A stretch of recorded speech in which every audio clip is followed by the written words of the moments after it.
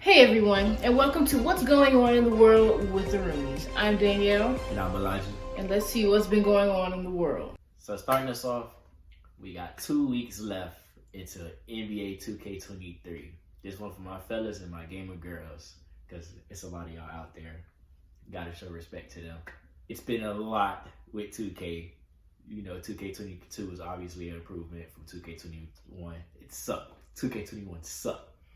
But 2K22 definitely brought it back, and I'm excited to see what 2K23 brings. So I got a question for you. What? How do you feel about if you have a boyfriend? How do you feel about your boyfriend playing the game all day? I mean, that's fine by me. You up out of my face, I couldn't care less. On Twitter this past week, Cardi clapped back to anybody and everybody. She is not afraid to keep that same energy with critics and the press. Everybody can get it, no matter what. Do not come for her, because she'll come right back. What happened though? What's going on? It was a whole bunch of stuff. I couldn't even keep up. But at the end of all of this, it was a very cryptic tweet asking, hey, how did you guys feel about your parents get divorced? And that was about it. What do you think she means by that? I don't know. Could there be another relationship breakup between her and Offset brewing? I don't know. We'll just have to see. You say she was clapping back. Who she was clapping back? You say fans and stuff, like of her fans, Offset fans, like Nicki Minaj fans, random people on Twitter who had something to say. Why don't fans just let celebrities live? Why they gotta be all in their face and all in their drama and all in their business? Who knows? It's entertainment. Some people's toxicity is entertainment. So I guess that's what it is. I know you guys heard about the Breakfast Club. They're breaking up. We have Angela Yee leaving the Breakfast Club. What do you think about that? She's going to iHeartRadio. iHeartRadio, that's some big bucks. I know they wrote her a pretty check right there. I'm proud of her. She's actual, like, out of all three of them who were on that radio show, she's the one who's an actual journalist and actually engages with the celebrities on there, instead of just trying to incite drama and, clips to spread on social media. So I'm actually really happy for her. I'm excited to see what she has going on next in her career. Yeah, like you said, she definitely, does her research, try to engage with the people she brings on the show, definitely try to, keep some type of conversation going. It's like with the other two, it's like you're going in circles with them. It's just the same drama, same toxic drama. It's like circles. So she actually tries to, hey, what you guys got going on? What's next in life for you? Like, actually, some decent, good conversations, insightful conversations she'd be trying to bring to the table. And I definitely, not saying I'm gonna watch it, but when I watched The Breakfast Club and I did wanted to know some information about artists, it was definitely her asking those questions that I wanted to know. In other news, President Biden remembered that he has to actually help out American citizens and not just pump money into other countries. So he decided to extend the pause on student loan payments.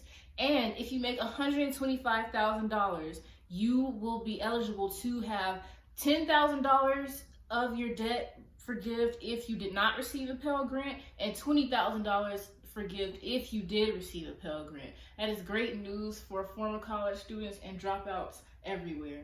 Oh, dropouts get it too? I hope so.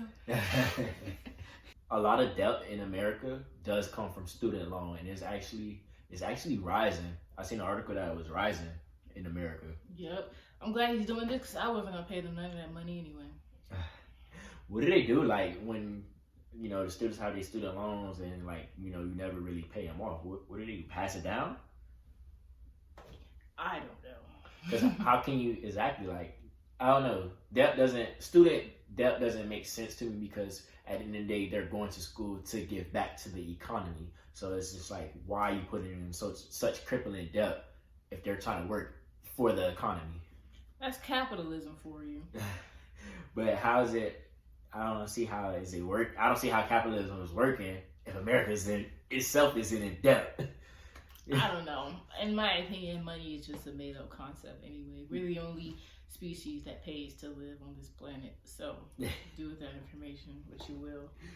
So speaking on money, let's talk about rent. I know a lot of people People are getting, like, the prices on rent are raising. A lot of people are getting affected by rent. A lot of people are getting evicted, you know, left and right. A lot of people are struggling when it comes to rent.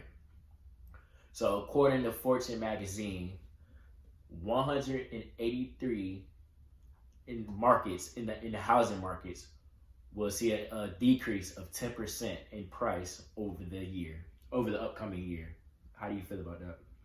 I mean, I saw that our generation, the way things are looking with everything increasing as far as housing prices, we're just going to be permanent renters unless something changes, because, you know, rent is increasing, pricing on the houses is increasing, but the amount of money you make at your job is pretty stagnant. So if something doesn't give, then we're just going to be stuck in this cycle of continuing to pay rent, give your money away, and never actually owning anything. And, you know, it's all just a prediction. So who knows if it does decrease? Who knows? It might increase. So it's all just a prediction. It's just like, but I think when it comes to rent, it's hard because, like you say, the money is not matching up to where they want. The money is not matching up to what they expect and for you to pay. It's like how the prices of everything else is rising except pay. How can you possibly keep up? Yeah, because minimum wage was a concept that was introduced in order to be like, this is the minimum amount of money someone would need to be able to financially sustain themselves in all aspects. That's housing, that's food, child rearing, whatever you need it for. That is what minimum wage was initially meant for. But that, you know, people fight for the increase of that, saying that, oh, minimum skills, minimum wage. But no, minimum wage is to make sure that everyone has a chance of sustaining themselves regardless of what job they work. So finally, let's get into the music news. It has officially been 4 weeks since Beyonce has released Renaissance. Let's get into a couple of her achievements since then.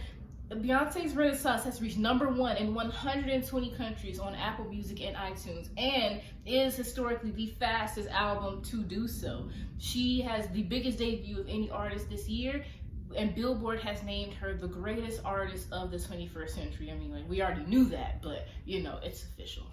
Congrats to her. And it's like, yeah, nobody else could do that besides Queen B. It has been on replay in the shower for the past 4 weeks, so I definitely contributed. So Beyonce, you're welcome. Alien Superstar is definitely a hit. Yeah. You know, if you want to listen to game menu music, guns all day, like whatever. But Alien Superstar, definitely, I know some dudes in the streets definitely gonna bump that a couple times. I put you on to that. Anyways.